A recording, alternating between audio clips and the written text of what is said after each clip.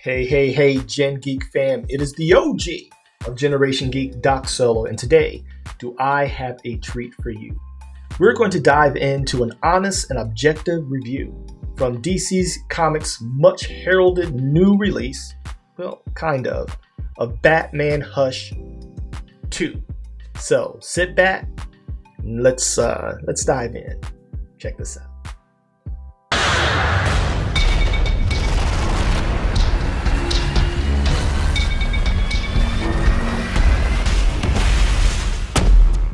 Hey Gen Geek fam, it is Doc Solo of Generation Geek, and this episode of Honest and Objective Book Reviews is brought to you by none other than Ka-Pow, the Comic Art Academy, the real art school for real people with real lives, taught by real industry pros. And check us out at Ka-Pow because we are offering 2 weeks free of live instruction in our platform. Just check us out at teachyoutodraw.com and look up Panels and Gutters. Panels and Gutters is our weekly 90-minute live instruction unit from Ka-Pow where we teach straight from our curriculum with a live professional instructor, and you get limited access to our social platform, and you can come and hang out, ask your questions, and really get a taste for what we're offering at Ka-Pow, the Comic Art Academy.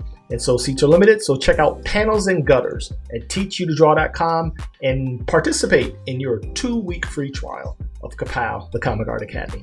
And today we are diving in to a much heralded new release from DC Comics, the rebirth of sorts of Batman Hush 2. Now, I was there during the original Batman Hush, and you know, it was what it was. It wasn't bad. It wasn't great. It was kind of middle of the road. But today, they're doing something new, and I want to know what you guys think about it. Please leave your comments in the description.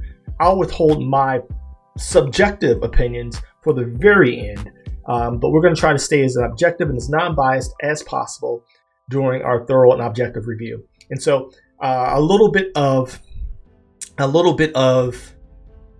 setup here. I was at the comic book store when this was delivered, and my guys Tommy and Eddie put one aside for me, and I didn't know if I wanted to buy it because I'm not a fan of anything that seems a little too gimmicky.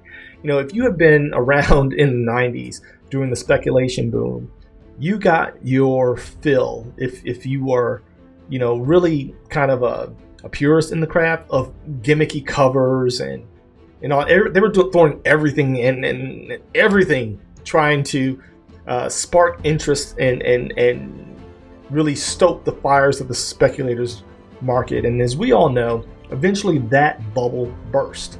Okay, that bubble burst, which is in large part why we are in the state that we are in today. And so I have a little bit of 90s trauma as it pertains to comics when it comes to anything that comes across as a little bit too gimmicky. But I'm going to try to suppress that for the sake of an honest and objective review. Many of you guys have left really gracious comments showing some appreciation for these dives. And to be quite honest, I'm going to shorten them a little bit. We're going to get through this a little bit quicker.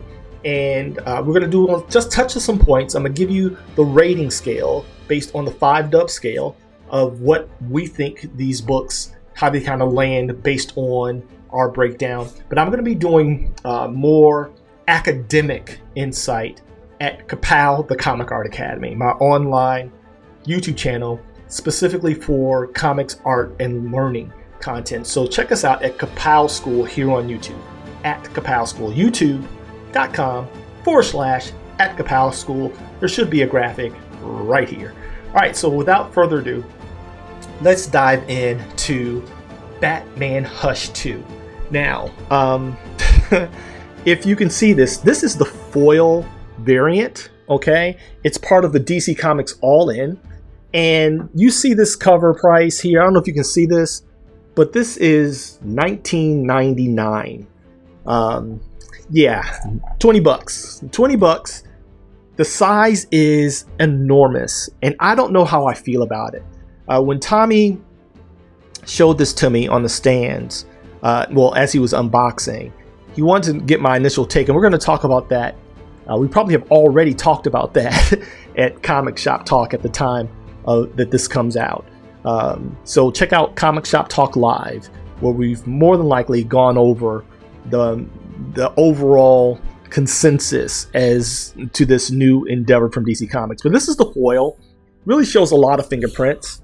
You got Jim Lee doing the Jim Lee thing, and this is by Jeff Loeb, Jim Lee, Scott Williams, and Alex Sinclair. Nothing really new there, but why try to fix a formula that has historically worked?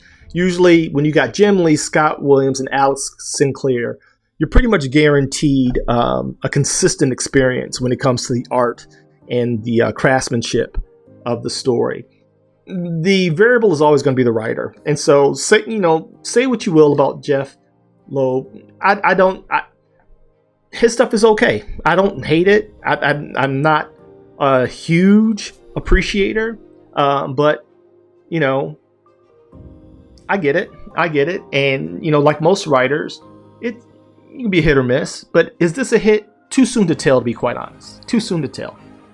So we're gonna dive in, and if you're new here, we rate art, story, experience, characters, all on a 5-dub scale. You see what I'm talking about? Hang around till the end, and I'll give you the final score. All right, so first of all, first experiences. This book is massive, and hopefully you guys can see past the glare. I'll move it around here so you guys can see what I'm putting down. I'm not going to flip through everything because I don't want to spoil it for anybody that has not purchased this, because we always want to encourage you, no matter what we say here, I want to encourage you to check it out for yourself. Check it out for yourself, okay? Don't be afraid to go in, and if you're a fan, don't take my word for it. These are my opinions. I try to stay as objective as possible, but you like what you like, and that's what we always say here, Gen Geek. Like what you like. No one should hate you for that, okay? But these are my assessments, and I try to keep them as even keeled as possible. And so, basically, opens up Batman monologue in his head. We have the Joker fish, which is a tried and true historic reference here, and he even talks about that. And so the story, again, we won't get too much in the story because it's so early on, but the point is to reintroduce Hush, and I don't know how I feel about that. A lot of this is the subjective part. A lot of this feels a little desperate to me, and they have good reason to be desperate. With the state of the industry, I think we all have to be a little bit desperate, and so I get it. I don't sit in condemnation of it. I just say don't be so obvious about it. And so, first of all, beautiful work. Jim Lee's doing this thing. The story covers Batman as I'm giving you the brief overtones. Batman is after the Joker. We get Hush. We get a new character, right? Hush is back on the scene. It's basically the opening salvo as Hush makes a statement. We get a new character here called Silence, okay? From a design standpoint, not a whole lot to go on, but sometimes the simpler the better. Jim Lee, I'll do more of a thorough breakdown at Ka-Pow School on how I process Jim Lee. All right, so to be clear, when you hear me speak on where I stand on when it comes to certain subject matters as it pertains to comics, I largely don't do fandom, okay? So we say fandom as a generic term. I'm probably a little anal with it, and I don't like to be so... I don't like what fan means. Fan is short for fanatic. And the way I process fan is most people that are fans of anything, fans of politicians, fans of athletes, fans of musicians, fans of comic book art. Maybe I may take it too far, but this is how I look at it. When you're a fan, you turn off your critical thinking and you stop doing deep dives into craftsmanship, execution. You ignore faults. I largely can't do that. That's how my brain works. And I'm going to say clinically, I can't do that. And so, but what I do have is a hierarchy of experience when it comes to these kind of things. And so the hierarchy is this. The bottom level is a consumer. Do I consume your content? And to me, that's the lowest barrier to entry for me, is to get me to spend my dollar on it. So if you get me a consumer, mission accomplished. Level number two is an appreciator. I appreciate what this person brings to the table. I appreciate their skill. I appreciate their craftsmanship. That's level 2, and that's pretty high for me if I appreciate what you do. The highest level for me is to be an admirer. When I admire your work, then I'm trying to really learn from you. I'm really trying to glean all I can from my experience with you or what you create or your skill. It's usually someone that I feel is so far beyond where I currently am that I strive to attain that level of skill that now I'm an admirer. But I never turn off the critical thinking. So that's just going to give you a little context. Those definitions matter for me. So as I say these things, please keep them in context. I largely don't indict people or am critical for critical sake. I always try to learn from every experience if possible. But as we know, we can't always learn from everyone. And so this new character is Silence, and he's part of this ambush with Joker. Okay, and so I'm not going to go too far in it, but we get a fair dose. This is true Jim Lee throughout this entire story. This is true Jim Lee. And again, I'll do a deeper dive into my breakdown on Jim Lee using this exact book at Ka-Pow School. So go over there, subscribe. You'll see some videos of my journey from cop to comics, as well as interviews of the students at Ka-Pow. And I'll also be doing live streams and actual learning content on the skill and the craft of comics and associated writing. And so we're getting classic Jim Lee, classic Alex Sinclair. His colors are always impeccable. Classic Scott Williams, who I swear him and Jim Lee are match made in heaven, okay, artistically. And please understand, I'm not a Jim Lee admirer. I am a Jim Lee appreciator, okay? I used to be a Jim Lee admirer, but that was a long time ago. As my skill and my knowledge has elevated, and this should be the natural course, as you learn how the sausage is made, it takes more and more to actually impress you, okay, and to move you, because you pretty know the formula. You can do it yourself. You can add, and I'm not Jim Lee, I'm not saying that, but there are no tricks that I'm unfamiliar with, no executions that are beyond my current state of information. And he really doesn't do anything different than he's done for the past 30 or so years. But if you are a Jim Lee fan, that's great. If you're a Jim Lee admirer, absolutely. No judgment here, because he is worthy of it. The man has a lexicon and a body of work that is staggering. And let's be clear, when Jim Lee jumps on the book, he's the A-lister when it comes to comics. He jumps on the books, sales are guaranteed. So I fully expect this thing to fly off the shelves. All right. And so I'm not going to go too much into the story because I don't want to spoil it, but it sets a pretty good stage. It's a great opening salvo. All right. And again, for more dissection of the art and the story and what I really think about this, I'll be talking about that on my other. But by and large, I don't think any Jim Lee fan is going to be disappointed in this. Now, what I do find a little bit problematic is the size. This is a full comic book board dimensioned book, 11 and a half by 17 inches. Okay, so those of you who all don't know, the standard drawing board traditionally for a comic book page is 11 and a half by 17. This is a comic book board. Each page is a comic. So this is the equivalent of a splash page. Two of those stapled together. It's massive. It is so massive. You gotta have a garbage bag. You gotta have a garbage bag to keep it safe in transit. And that can be a little problematic, especially when it comes to, and I'm sure the store owners are scrambling to make space for this thing. It's that big. Because typically comic books have, I think, a 62 or 67% reduction. The actual percentage escapes me, but it's somewhere between 62 to 67% of the original size. And because of that, a lot of information gets reduced and tightened in the scaling process.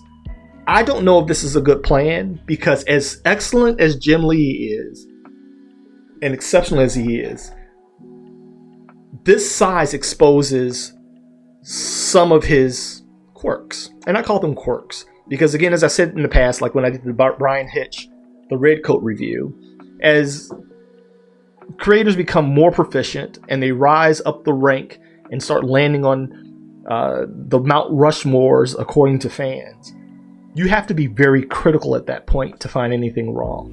You have to really split hairs. Now, no one is operating, at a flawless scale. That's not a thing with art, but excellence is a thing.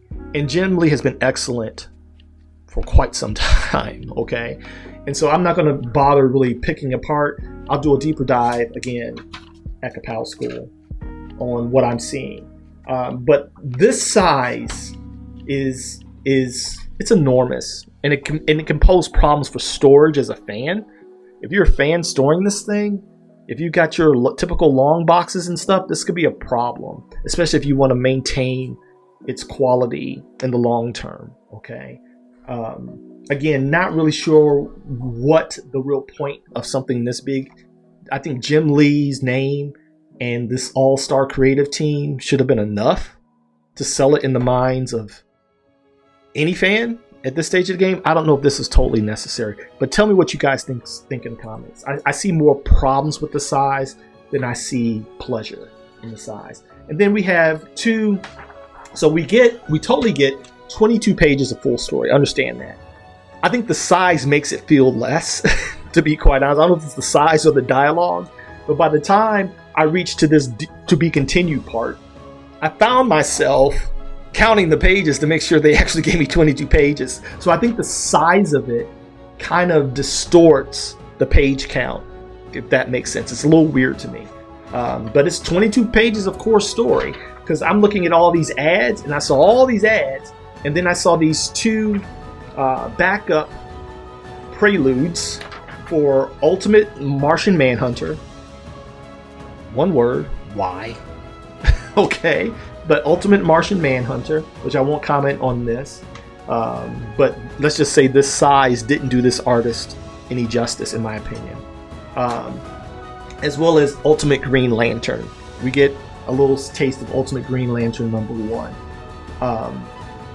I actually appreciate Janoy Lindsay's work on Instagram, and that's why I have to put that. I guess he's going to be doing the art chores on Ultimate Green Lantern, but from a storytelling point of view, Janoy is great at pinups and covers. If you have not checked out his Instagram, his time-lapse iPad stuff is gorgeous.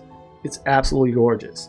I save it to one of my collections on Instagram for inspiration.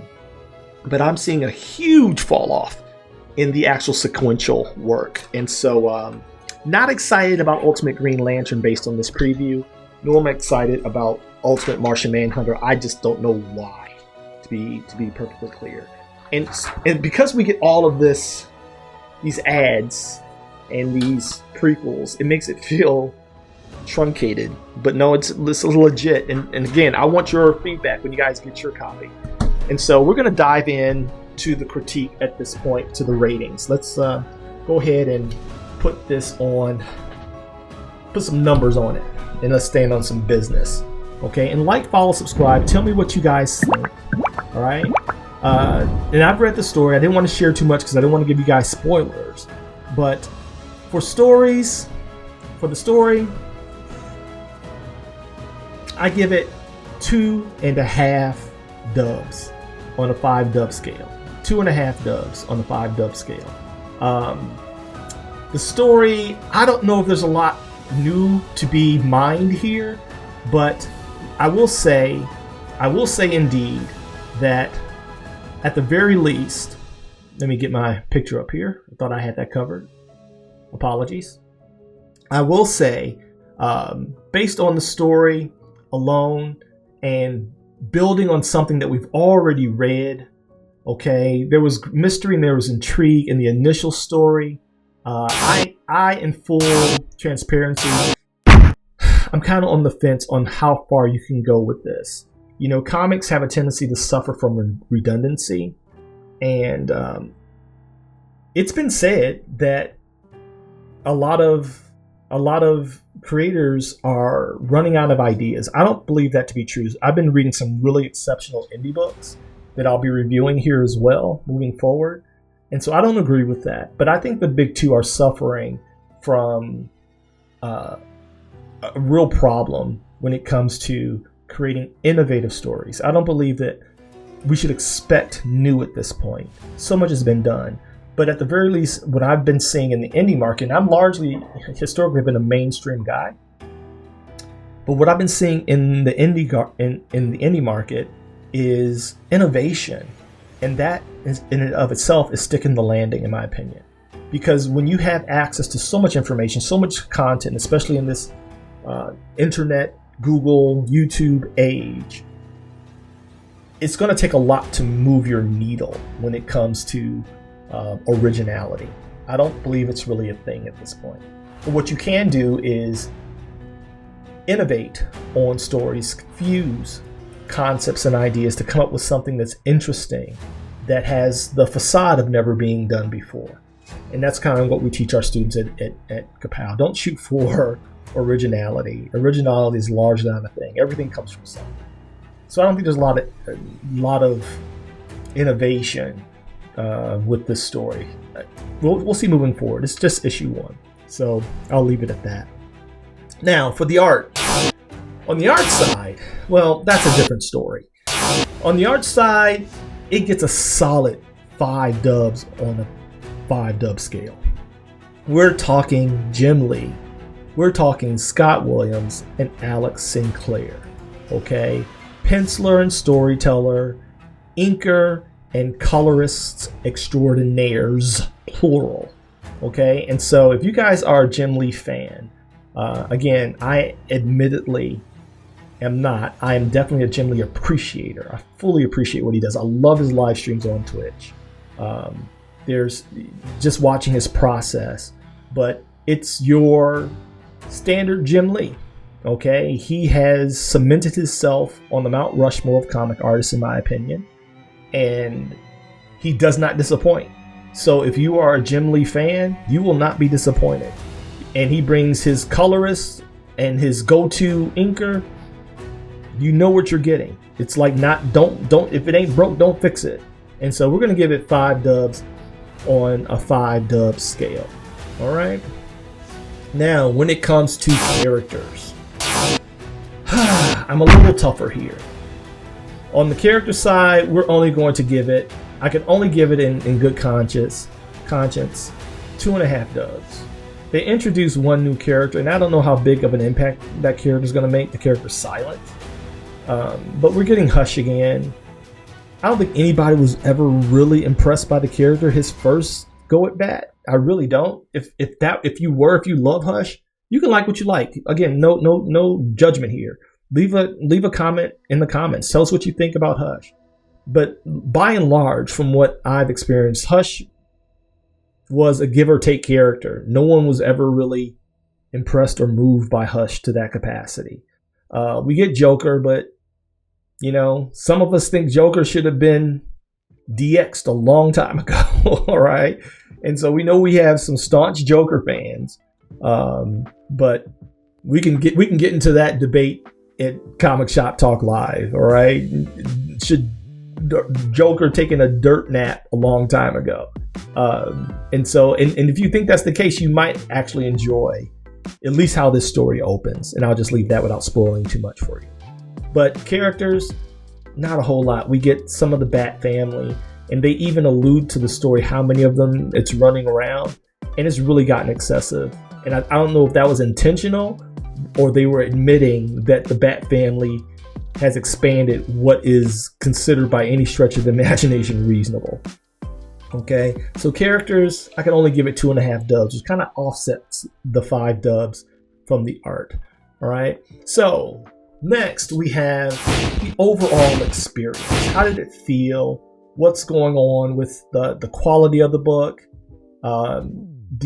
how I felt about the story, all of it together. When I put it all together compositely, what did it elicit to me emotionally? And I give it 3 dubs. I give it 3 dubs on experience. That's all I can give it. Again, because Jim Lee delivers, which is not a negative. Jim Lee does what Jim Lee does. And because he does deliver, because the creative team, didn't move the bar, I have to say the experience to me was what's to be expected. But I can't necessarily say that it was exciting. And it feels a little bit predictable, even though it's issue number 1. But hopefully they change that. Hopefully they turn it on its head and give us something we could not have seen coming. Wishful thinking, right? But we'll see. We'll see. It remains to be seen. And so the final review, my overall final score of Batman Hush is 3.5 dubs. Out of a 5 dub scale, I don't consider that a fail. I really don't. I think that Jim Lee fans will enjoy it. I think your standard comic book fans will enjoy it. I see the problems with it being, number 1, its size. It is enormous. It's enormous. We even have to put our 11 by 17 Bristol boards, we have to put them in special folders and sleeves to keep them safe in transport. This getting home, when they opened up the box, Tommy he's going to have to send several of them back because they were damaged in transit, badly damaged in transit. And I associate that primarily with the problems in the dimensions. You're basically almost talking 2 times the size of a standard book. 11 by 17. Okay? 11 by 17. That's 2 floppies side by side turned end over end. That's enormous. It's great for drawing on, but I don't know if it's great to deliver that in print. Even Distillery has found problems.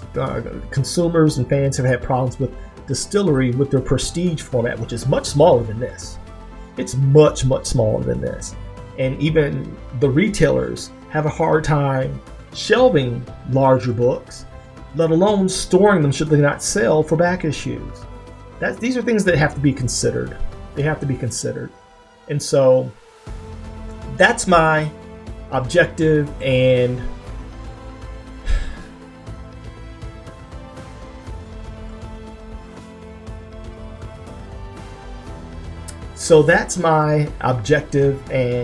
honest review of Batman Hush 2 number 1. Now, all of these books are going to be apparently delivered in this form.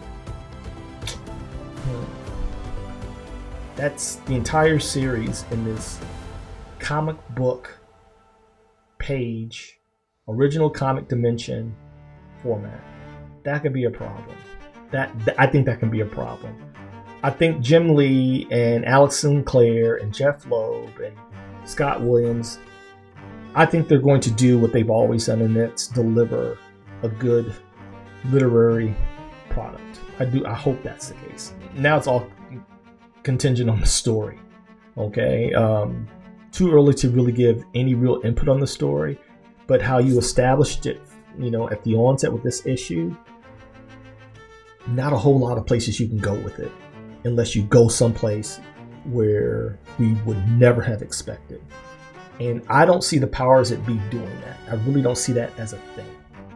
We're in an age now where characters don't stay dead, right? Where powers are restored after being lost, where there's no real stakes, because to have real stakes, you have to literally make it a matter of life or death, or something has to be on the line, and nothing's ever really on the line. And here's the problem with the industry maturing with the audience. And I'm going to be doing that in another episode of Solo Says, okay, where I talk about an experience that just happened at the comic shop. But the problem with the industry maturing with the audience is as we mature, our expectations change and they mature with us.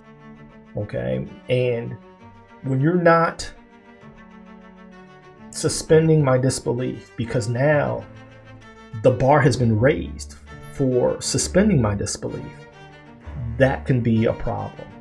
When I've lived enough life with all this gray and bald head, where I've lived enough life to whereas I know that some real stakes have to be at play at some time. Yes, it's escapism, but again, you're writing to adult me. So when you write to adult me, you activate adult me's brain. You're better served not waking up adult brain and keeping 12-year-old brain engaged. Okay? And so it's a conundrum, and I think it's one that's plaguing the comic market, but I'll talk more about that on an episode of Solo Says, where I talk about possible solutions. I don't think any of it's new, but hopefully you'll like my take on what I think has to happen for this beloved industry to continue, let alone thrive. And so with that being said, leave your comments, like, follow, subscribe, do all the things. If you are respectful and insightful, I'm likely to respond. I don't necessarily need flattery, just respect. Trollers will not be responded to because we like to keep it geek here. And so on that note, I'm Doc Solo with this fair and objective review. Tell me what you think. Again, we gave it 3.5 dubs on a 5 dub scale of Batman Hush 2 by DC Comics. And so agree, disagree, let us know in the comments. I'd love to hear your thoughts. Until then, I'm out your hair, I'm out your life, and as always, keep it geek. Talk to you later. Solo out.